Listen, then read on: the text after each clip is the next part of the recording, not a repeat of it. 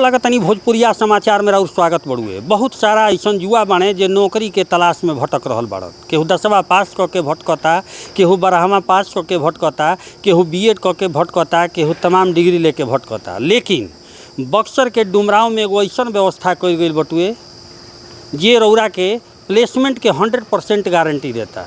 आवे खातिर आसान तरीका बटुए। हम कैमरामैन से चाहब कि हेने दिखाई डुमराव रेलवे स्टेशन डुमराव बटुए। हिजे से आसानी से उतर जाए के बटुए 100 मीटर के दूरी पर, हिजा से 100 मीटर के दूरी पर रउरा पहुँचब तो सामने पार्क होटल दिखी। पार्क होटल के बगल में ही भारत के number 1 fire and safety engineering college safety officer NIFC Buxar खुलल बटुए, जहाँ पे एहिजा के संचालक के द्वारा रउरा के पूरी तरह से ट्रेंड कइल जाई। साथे साथ भारत के कोना कोना में नौकरी के व्यवस्था कइल जाई। का बा पूरा विस्तार से बताई भोजपुरिया समाचार। चली हमनी के संचालक जी से बातचीत कइल जाओ। सामने देख सकीला बस पार्क होटल के बगल में ही ई सेंटर खुलल बटुए। एक सीढ़ी पे चढ़ जाए के बटुए। चढ़ला के बाद रउरा जैसे ही जाई ओ जो कंसल्टेंसी बटुए, जहाँ व्यवस्था रउरा के कइल जाई। बातचीत रउरा करब। ई एडमिशन प्रारंभ बटुए बतावल जा रहा बा कि छूट भी दिहल जा रहा बा। अभी आई हमनी के बातचीत के जाओ। पहले कैमरामैन से चाहब कि तनिक बोर्ड पे दिखाई। National institute of fire and safety engineering NIFSC India number 1 fire and safety engineering college, Bharat सरकार, मानव संसाधन शिक्षण विकास परिषद, ministry of employment, government of India, Maharashtra state board recognize. अब बातचीत कइल जाओ JP जी से। JP जी, का प्रोग्राम रउरा ले आइल बनी? एक्चुअली सबसे पहले तो जितने भी आपके दर्शक बाणे सभी के नमस्कार बा।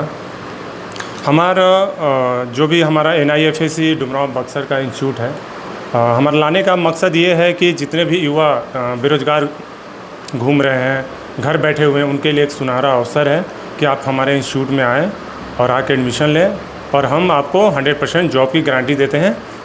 और आपके चैनल के माध्यम से मैं आज एक अनाउंस करना चाहता हूं कि जून महीने में जो भी कैंडिडेट एडमिशन लेंगे उनको 10% की छूट मिलेगी। अच्छा, एक चीज़ बताई कि जैसे बेरोजगार हो रहा कहनी कि घूमत रहे, उनकर 1 साल के ट्रेनिंग देव, प्लेसमेंट के व्यवस्था करब, तो ई कहीं से रजिस्टर्ड बटुए कि ऐसे ही? ना, ये महाराष्ट्र गवर्नमेंट रिकॉग्नाइज्ड बोर्ड से ये रजिस्टर्ड है ना। NIFSC जो नागपुर में एक फायर सेफ्टी इंजीनियरिंग कॉलेज है, वहाँ से एफिलेटेड है। अच्छा, 1 साल के का ट्रेनिंग देते हो? 1 साल की ट्रेनिंग नहीं है, एक्चुअली 1 साल का ये डिप्लोमा कोर्स है जो फायर एंड सेफ्टी से है, इंडस्ट्रियल सेफ्टी में है और इन्वायरमेंट सेफ्टी में। इसके अलावा ADIS है जो MSBT के द्वारा MSBT का भी कोर्स कराते हैं ADIS का। उसके अलावा और भी है, उसके लिए तैयारी चल रही है। आगे आप इसके आपके माध्यम से हम अनाउंस करेंगे। जो पूरी तरह से स्कूल की तरह चलिए 1 साल ना?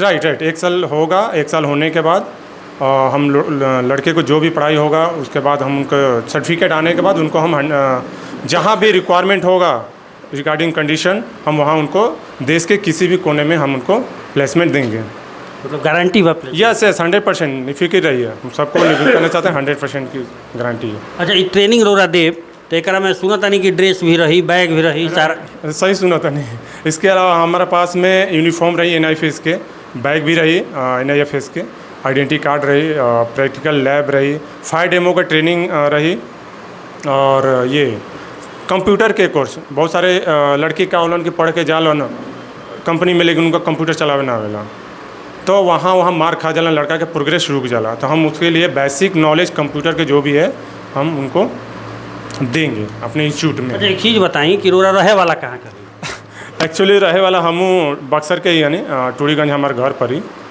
का विचार बनल कि ये क्षेत्र के रोरा लेके? एक्चुअली हम 10 साल से ही इस फील्ड में काम कर रहा था। नहीं तो 10 साल काम कैला के दौरान हमारा थोड़ा सा रियलाइज भइल कि फील्ड में बक्सर में कोई इंस्टीट्यूट ओपन करके जो भी युवा बाणे घूमत भटकत बाणे उनका के रोजगार देवे काम करी, एगो समाज सेवा के रूप में ही काम शुरुआत करे जा रहा है। आज तरह और ओपनिंग हो गई? जी, आज हमारा ओपनिंग भइल है और वो लोग के आशीर्वाद से, सब गार्जियन के आशीर्वाद से, और उम्मीद करता नहीं कि 2-3 दिन के अंदर बैच स्टार्ट हो जी। 5 लेके एडमिशन भी ले चुकल बड़े। बक्सर से बाहर के लोग एडमिशन लेवल चाहिए तो का? जरूर बाहर से जे लेवा उनका खातिर ऑनलाइन के हम व्यवस्था जल्दी करे 1 सप्ताह के बाद कर दें, लेकिन 2-3 दिन के बाद हमारा ऑफलाइन क्लास शुरू हो जाइए यहाँ पर। एकदम रेगुलर क्लास चली? यस, रेगुलर क्लास चली, संडे के छोड़ के रेगुलर क्लास चली।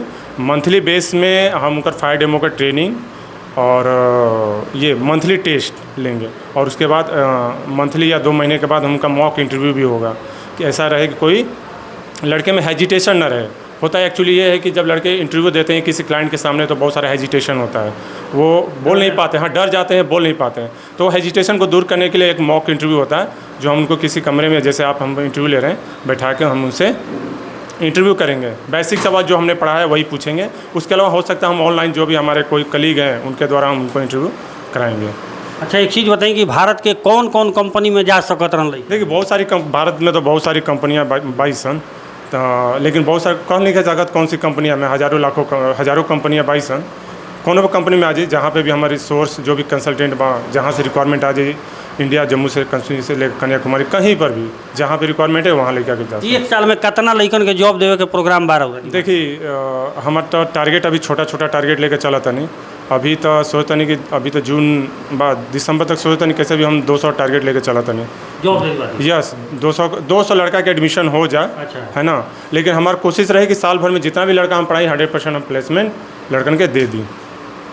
हाँ, प्लेसमेंट तो गारंटी पर दे दी, गारंटी। हाँ, लेकिन हम सोचते हैं कि पढ़ा के लेकर के हम यहाँ से ज़्यादा से ज़्यादा लड़कन के हम अपने पास से निकाल दें। अच्छा, बहुत सारा ऐसा चीज़ खुलेला, लोग के दिमाग में चल गए, बुर्बक बजावत हुई हैं, बोलैले बने, ऐसा लोग सो कहेला।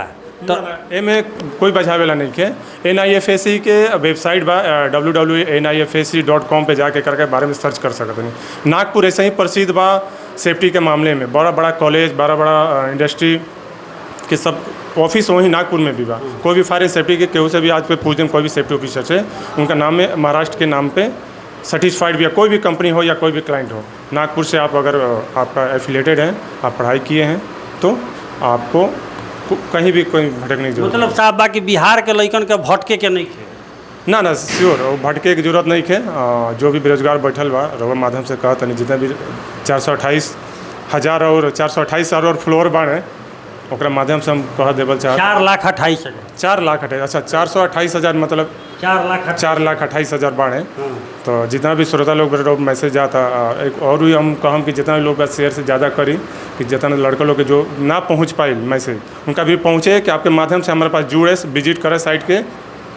ऐसा नहीं कि आके हम क्लासें करी, आके आप डेमो क्लास भी कर सकत हैं। अच्छा। 2-3 दिन अगर उनका अच्छा लगी, समझत तड़े कि ना सेफ्टी अच्छा बा, पढ़ाई अच्छा होता, तो डेमो क्लास कर सकते हैं। 2-4-5 दिन 10 दिन कर सकते हैं। अगर अच्छा लगी तो ठीक बा, ना तो अब उनका चाहत अगर एडमिशन ले सकते हैं तो ले सकते हैं। अच्छा, ये इंस्टीट्यूट के ऑनलाइन भी व्यवस्था भी भइल बा कि ना अभी नहीं, कि भाई 1 सप्ताह के बाद वो प्लानिंग करेंगे, 1 सप्ताह के बाद कर देंगे करो पे हम ऑनलाइन। काहे कि दूर दराज से अभी फ़ोन कोवात से, मलियाबाग, परमानपुर, सनबरसा से होता है। बहुत सारा लड़का बोलते हैं कि हम असमर्थ बानी पहुँचे में डुमरांव स्टेशन के पास में डेली बेसिस पे, तो उन लड़का खातिर ऑनलाइन की व्यवस्था हुई। बहुत सारे लड़के बाने जैसे गंगा के किनारे के बाने दियारा क्षेत्र के, वो लोग फ़ोन करते रहे। पॉसिबल नहीं कि डेली बेसिस पे पहुँचल, या जो भी बाहर जॉब कर रहा बने लड़का, वो लोग भी फ़ोन, अहमदाबाद से भी फ़ोन आवा था हमारे पास में कि सर ऑनलाइन करे बोला जल्दी से, एज सुन एज पॉसिबल हम ओकरा के कर रहे हैं। अच्छा, कॉन्टैक्ट नंबर भी बताइए जो संपर्क करें से। हाँ, कॉन्टैक्ट नंबर जो भी हमारे बार वो माध्यम से हम पहले भी बता दे बनी। हमारे जौन मोबाइल नंबर बा 9204555350 पहला नंबर है। दूसरा का नंबर 9507970212। ऑफिस एड्रेस बा NIFSC Buxar institute, Dumraon railway station, पूर्वी गुमटी, नियर पार्क होटल, डुमरांव बक्सर। में जे भी लोग 10th 12th ITI डिप्लोमा करके घर बैठल बा, उनका खातिर सुनहरा अवसर बा। एक बार आके साइट पे विजिट करी, सॉरी इंस्टीट्यूट में आके विजिट करें।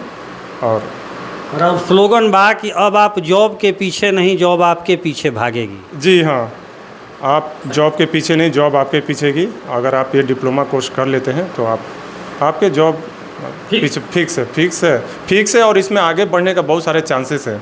मैं खुद अपना एग्जांपल दे रहा हूँ। एक सेफ्टी स्टीवर्ड से शुरुआत किया 2014 में, और अभी रिज़ाइन देके safety as a safety manager में रिज़ाइन दे के आया, अभी ओपन किया। इससे पहले मैं सेफ्टी मैनेजर था। तो इसमें बहुत बड़ी संभावनाएं हैं। आप जितना हार्ड वर्क करते हैं, आपके पास स्किल है, आपके पास कम्युनिकेशन स्किल है, आपके पास नॉलेज है, तो आप जल्दी से जल्दी प्रोग्रेस करके एक अच्छे पद पे जा सकते हैं। परिचय जयप्रकाश सिंह हमारा नाम पड़ी, एक संस्थापक बनी NIFSC बक्सर इंस्टीट्यूट के। मिल लेनी जयप्रकाश जी से। रउरा समझ गई हो खब कि अब युवा लोग के नौकरी के पीछे भागे के जरूरत नहीं है। गांव गंवई इलाका में बहुत सारा लोग सोचेला कि कहाँ जाई, केकरा से कहीं कि हमार नौकरी मिल जाओ। लेकिन अब यही के व्यवस्था के दुरुस्त करे खातिर इंस्टीट्यूट खुलल बा। यह बक्सर के हिना बिहार के युवा के भी अब दौड़े आ भागे के जरूरत नहीं है। डुमराव रेलवे स्टेशन से 100 मीटर के दूरी पर पार्क होटल बा, ओकरे बगल में इंस्टीट्यूट खुलल बा। आई आ अपन भविष्य बनाई। भोजपुरिया समाचार से चंद्रशेखर सिंह की रिपोर्ट।